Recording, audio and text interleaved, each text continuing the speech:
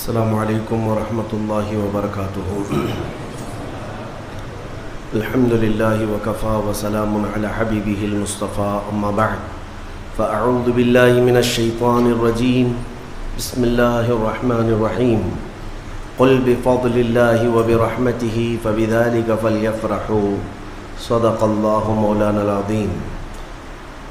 بارگاہ رسالت معاب صلی اللہ علیہ وسلم میں درود پاک کا ہدیہ پیش کریں۔ اللہم صلی علی سیدنا و مولانا محمد معدن الجود والکرم وآلہ واصحابہ الکرام وابنہ الکریم وبارک وسلم صلاة دائمة سرمدا ابدا۔ آج عید الفطر ہے۔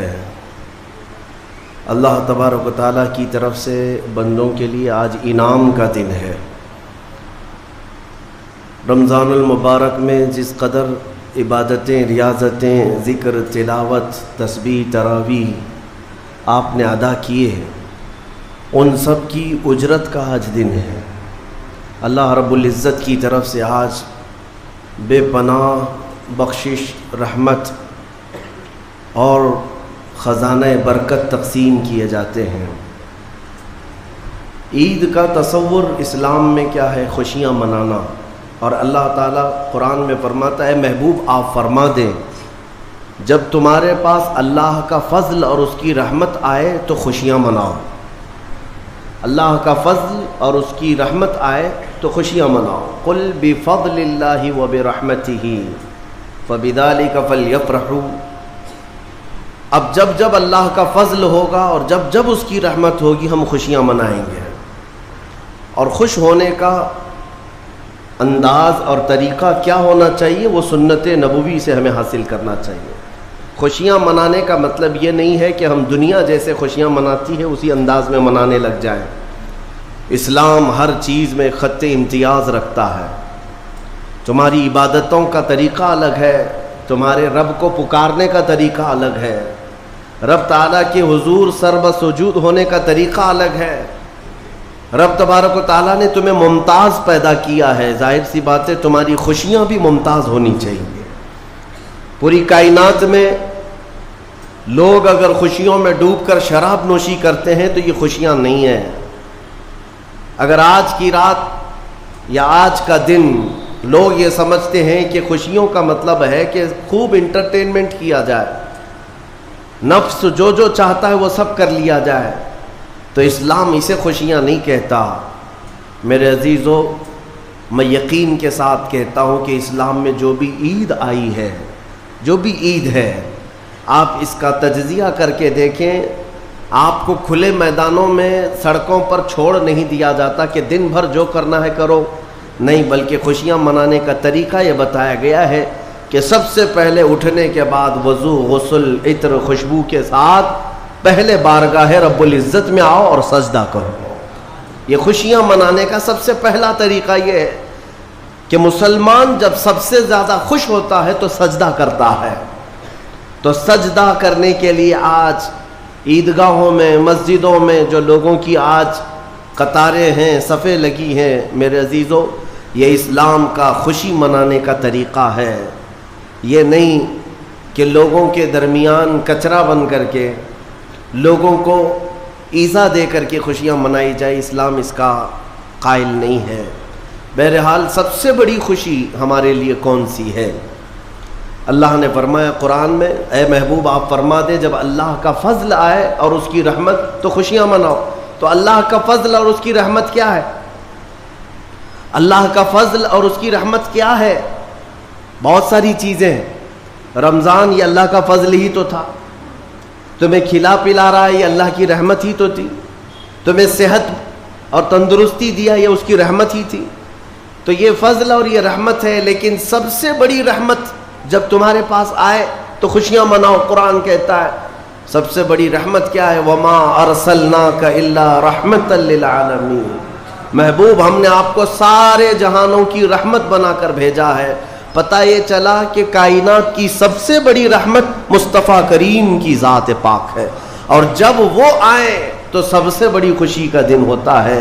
اسی لیے کہا ہے کہ دونوں عیدوں سے افضل ہے عید میلاد رسول۔ چاہے عید الفطر ہو یا بقرعید ہو، عید الاضحیٰ ہو، یہ دونوں عیدوں سے افضل ہے عید میلاد رسول۔ اس کی وجہ یہ ہے کہ ہمیں نہ عید الفطر معلوم ہوتی نہ عید الاضحیٰ معلوم ہوتی، یہ سب معلوم ہوئی ہیں اگر تو آمنہ کے لال کے صدقے میں معلوم۔ ہاں، ہمیں رمضان پتہ چلا ہے، عید پتہ چلی ہے، تو کس کی بدولت؟ اگر مصطفیٰ کریم صلی اللہ علیہ وسلم نہ آتے نہ بتاتے تو کون سے رمضان کا تصور تھا، کون سی عید پتہ چلتی؟ اسی لیے حاصل کلام تو یہ ہے میرے عزیزو، وہ جو نہ تھے تو کچھ نہ تھا، وہ جو نہ ہو تو کچھ نہ ہو، جان ہے وہ جہان کی اور جان ہے تو جہان ہے۔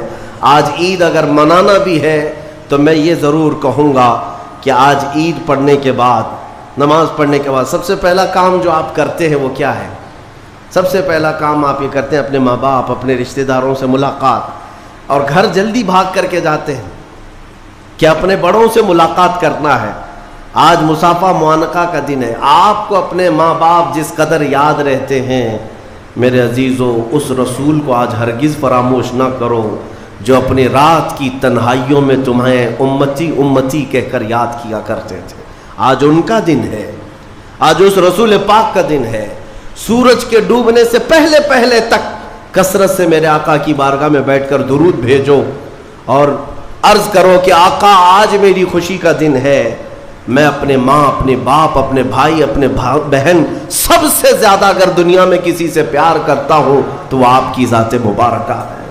رسول پاک صلی اللہ تعالیٰ علیہ وسلم کو یاد کرنا آج کی عید کے دن کا ایک بہت ہی بڑا حصہ ہے مومنوں۔ باقی میں دوسروں کے بارے میں نہیں کہہ سکتا جن لوگوں نے آج کی عید کو جوا کا اڈا بنا لیا ہو، شراب پینے کا ذریعہ بنا لیا ہو، سینما تھیٹر پہ جا کر کے عیش کرنے کا ذریعہ سمجھاؤ۔ میں سمجھتا ہوں کہ ان کے اندر روح اسلام نہیں آئی۔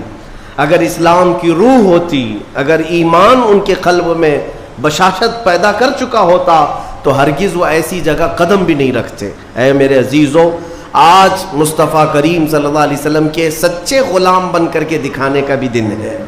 آج دنیا تمہیں دیکھ رہی ہے، آج پوری دنیا دیکھ بھی رہی ہے اور ڈر بھی رہی ہے کہ یہ باہر نکلے ہیں آج کیا ہونے والا ہے۔ میرے عزیزو، تمہارے پاس سب سے بہترین میسج دینے کا وقت یہ ہے کہ رسول کریم صلی اللہ تعالیٰ علیہ وسلم کے غلام ان کی سنتوں میں ملبوس اپنے گھروں سے آج نکلے ہیں اور پوری دنیا میں حضور کی سنتیں عام کر کے رہیں گے اور حضور پاک صلی اللہ علیہ وسلم کے اخلاق کو پھیلا کر رہیں گے۔ آج تمہارے ذریعے سے حضور اکرم صلی اللہ علیہ وسلم کے اخلاق عام ہونی چاہیے۔ نان مسلم ہو، غیر مسلم ہو، کوئی بھی اگر اس کے ساتھ تمہارے مدد کا جذبہ آیا، کم سے کم اس کے دل میں یہ خیال تو آئے گا کہ یہ نوجوان کیوں میرے ساتھ اچھائی کر رہا ہے۔ اس وقت تم یہ بتا سکتے ہو یہ میرا اپنا عمل نہیں، یہ میرے آقا کا عمل ہے۔ نبی پاک صلی اللہ تعالیٰ علیہ وسلم آج کے دن غریبوں کو نہیں بھولتے، یتیموں کو فراموش نہیں کرتے۔ حضور پاک صلی اللہ تعالیٰ علیہ وسلم آج ان یتیموں، بیواؤں، سب کے گھروں کا خیال تک رکھتے تھے۔ عزیزان گرامی وقار، آج عید کے ان لمحات میں یقیناً رمضان المبارک گزر جانے کے بعد خوشیوں کا دن ضرور ہوتا ہے، لیکن ساتھ ہی آج ہمیں قلق بھی ہے، غم بھی ہے ہمارے ان بھائیوں کا جو آج عید منانے کے لیے یا تو ہمارے ساتھ نہیں ہیں، ناحق جیلوں میں بند ہیں، کچھ بے قصور قیدی ہیں، اور بہت سارے وہ لوگ ہیں جن کے ہاں اسباب کی کمی ہے اور کوئی عید نہیں ہے ان کے ہاں۔ وہ فلسطین کا علاقہ ہو کہ شام ہو کہ یمن ہو کہ عراق ہو، ان کے ہاں کوئی عید نہیں۔ وہ کھلے میدانوں میں آج بھی ایک ایک روٹی اور بوٹی کے لیے ترس رہے ہوں گے۔ آج اس درد کے ساتھ ہم عید کے لیے حاضر ہیں اور بارگاہ مولا میں یہ عرض ضرور کریں گے کہ مولا، جہاں تو ہمیں نرم لقمے کھلا رہا ہے، حضور کی اس غریب امت پر بھی رحم فرما دے۔ ایک میرا ہی رحمت میں دعویٰ نہیں، شاہ کی ساری امت پہ لاکھوں سلام۔ آج عید کے دن جو کام کرنے کے ہیں، میرے مصطفیٰ کریم صلی اللہ علیہ وسلم کو راضی کرنے کا دن ہے۔ آج کے دن حضور فرماتے ہیں اللہ تعالیٰ کو سب سے زیادہ پسندیدہ جو عمل ہے، سب سے زیادہ پسندیدہ وہ دو ہے۔ دو عمل اللہ کو بہت پسند ہے آج کے دن۔ فرمایا میرے آقا صلی اللہ علیہ وسلم، وہ دو عمل کیا ہے؟ حضور فرماتے ہیں پہلی چیز یہ ہے کہ اللہ رب العزت کی بڑائی بیان کرنا. اللہ اکبر اللہ اکبر اللہ اکبر لا الہ الا اللہ واللہ اکبر اللہ اکبر وللہ الحمد. یہ اللہ رب العزت کی بڑائی تکبیر. اللہ سب سے بڑا ہے. یہ تکبیر بیان کرنا پہلا عمل اللہ کو سب سے زیادہ پسند ہے. دوسرا عمل استغفار. استغفر اللہ استغفر اللہ استغفر اللہ استغفر اللہ ربی من کل ذنب واتوب الیہ. دو عمل آج کے دن اللہ بہت پسند فرماتا ہے. ایک اس کی بڑائی بیان کرنا تکبیر اور دوسرے استغفار. اور فرمایا کہ جب اپنے گھروں سے نکلو تو تکبیر کہتے ہوئے نکلو. کتنے لوگ ایسے ہیں جو تکبیر پڑھتے ہوئے آئے؟ بہت کم لوگ ہیں. سب اپنے اپنے دھن میں چلے جا رہے ہیں. یہاں تک کہ فرمایا اس تکبیر کا اہمیت کا اندازہ اس سے لگاؤ. آنے کے وقت جس راستے سے آئے تھے عید کے لیے، جانے کے وقت دوسرے راستے سے جاؤ. واجب نہیں ہے لیکن اس کی حکمت کیا ہے؟ ایک راستے سے آنا اور دوسرے راستے سے جانا سنت. فرمایا گیا کہ جب تم ایک راستے سے تکبیر پڑھتے ہوئے آتے ہو تو اس راستے پر موجود جتنے مکان، پتھر، درخت ہیں وہ سب تمہاری تکبیر کی گواہی دیں گے. قیامت کے دن تمہاری تکبیر کی وہ گواہی دیں گے کہ مولا یہ ہمارے سامنے سے تیری بڑائی کرتا ہوا گزرا ہے. تو ہو سکے دوسرے راستے پر بھی گزرو تاکہ زیادہ سے زیادہ ان تمام چیزوں کو اپنی تکبیر کا گواہ بنایا جا سکے. تو اس سے اندازہ کریں کہ تکبیر آج کے دن بہت اہمیت کی حامل ہے اور اسی تکبیر کی آج ضرورت بھی ہے مسلمان کو. اقبال نے بہت اچھے انداز میں کہا تھا کفر دم توڑ دے گا ٹوٹی ہوئی شمشیر کے ساتھ، گر تم نکل آ جاؤ ایک بار نعرے تکبیر کے ساتھ. مطلب یہ ہے کہ اس تکبیر کا آج بھی بہت سارے لوگوں کو انتظار ہے جس تکبیر کی آواز سے ہی کفر کے خیموں میں ہلچل مچ جائے. وہ صرف اور صرف حلق سے نکلنے والی تکبیر نہیں ہے، وہ ایمان کی بشاشت اور توکل کے ساتھ نکلنے والی تکبیر ہے. اللہ رب العزت ہم سب کو کہنے سننے سے زیادہ عمل کی توفیق عطا فرمائے. آج میرے عزیزوں عید الفطر میں جو نہیں کرنے کے کام ہے وہ مجھے بتانے کی ضرورت نہیں. سمجھدار طبقہ ہے ہمارا. آج شام تک ایک بات طے کر کے رکھ لینا، کیونکہ کل رات کو ہی شیطان آیا ہے چھوٹ کر کے قید سے، اور وہ اپنے پورے فورس کے ساتھ چاہتا ہے کہ تمہیں کسی نہ کسی طرح سے ان راستوں سے لے کر گناہوں کے اڈوں پر لے جاؤ. کتنے ایسے لوگ ہیں جو ایک ہی دن میں اس کے شکنجے میں پھنس جاتے ہیں. یہ ان کا معاملہ ہے. اسی لیے آج شام تک اپنے آپ کو کنٹرول کرو کہ میں نہ آج گانے بجانے، سینما اور جوؤں کی طرف جاؤں گا اور نہ ہی بے حیائی کے اڈوں کی طرف جاؤں گا. آج کا دن اللہ رب العزت اپنے فرشتوں پر رشک فرماتا ہے. توجہ تو چاہتا ہوں، توجہ. عید کے دن جب بندے سجدے میں گرتے ہیں، عیدگاہ ہو کہ مسجدیں ہو، جیسے ہی تم عید کے دن سجدے میں چلے جاتے ہو، یہ لمحہ کون سا ہے جانتے ہیں آپ؟ یہ لمحہ کون سا ہے؟ جس دن دنیا پوری، آپ بھی رمضان بھر سجدے میں گئے ہوں گے، عبادتیں کر کے بھیک کیا مانگتے تھے؟ اللہ تو راضی ہو جا. ہم یہاں مانگ رہے تھے، لیکن عید کے دن کے سجدے کے بارے میں فرمایا گیا جیسی امت سجدے میں جاتی ہے، مولا سارے فرشتوں میں اعلان فرماتا ہے فرشتوں آؤ دیکھو میرے بندے، میں ان سب سے راضی ہوں اور ان سب پر مجھے رشک آتا ہے.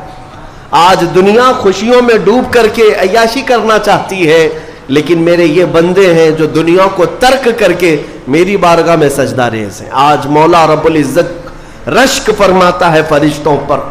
اس لیے میرے عزیزوں نہایتی اخلاص کے ساتھ، اطمینان کے ساتھ اور اللہ رب العزت کی بارگاہ میں اپنے آپ کو خود سپرد کر کے عید کی نماز ادا کریں، اور امید ہے کہ یہ عید ہماری ایک انقلاب لائے گی انشاءاللہ. جو حالات آج پیدا ہو چکے ہیں میں اس کے لیے بھی گزارشتاً یعنی معروضتاً یہ عرض کروں گا کہ آپ امن و امان کو برقرار رکھیں. امن و امان کو برقرار رکھیں، یہ بہت ضروری چیز ہے. مجھے افسوس ہے یہاں کے بھی حالات اور پورے ہندوستان کے بھی حالات جس طرح سے اپنائے جا رہے ہیں۔ یہودیوں کی ایک بڑی سازش تھی خلافت عثمانیہ کے زمانے میں۔ وہ کیا کرتے تھے کہ مسلمانوں کو بھڑکانے کے لیے، ورغلانے کے لیے کچھ ان کی مقدس چیزوں کی توہین کرتے تھے کسی ایک کے ذریعے سے، اور جب مسلمان بھڑک جاتے، باہر آتے، تو پھر ان کے بیچ میں یہ یہودی بھی داخل ہوتے تھے، باضابطہ یہ طریقہ اپناتے تھے، اور پھر مسلمانوں میں آپس میں لڑا دیتے تھے۔ اس کے بعد وہاں سے خلافت کے خلاف اعلانات بھی کرتے تھے، اس میں یہودی داخل ہوتے تھے۔